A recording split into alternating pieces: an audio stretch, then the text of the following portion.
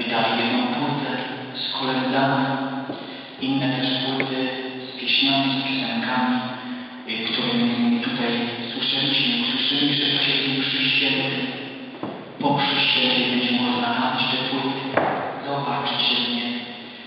Serdecznie witamy wśród nas, cieszymy się, że tym pięknym, radosnym śpiewem pomogą nam przeżyć tą najświętszą wiarę, włączyć się w modlitwę Jezusa naszego Pana za nas, za naszą parafię, za cały świat.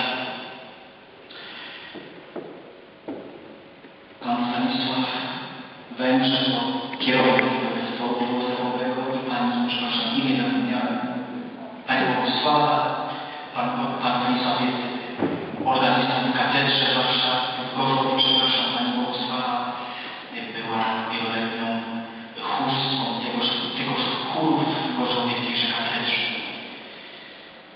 Chcielibyśmy teraz myślą o tym tygodniu przeprosić Boga za wszystkie grzechy, niewierności. Niech dobry Bóg nam pobożnością, wiarą, miłością, wytrwałością, łagodnością. Wasz dobry ten wodach o wiarę, zdobądź życie wieczne, do niego zostałeś powołany i o nim złożyłeś dobre wyznanie wobec wielu światów. Nakazuję w obliczu Boga, który ożywia wszystko i Chrystusa Jezusa, temu, który złożył dobre wyznanie dla usłyszenia władza, ażeby zachował przynapienie nieskalalne, bez zarzutu, aż do objawienia się naszego Pana Jezusa Chrystusa.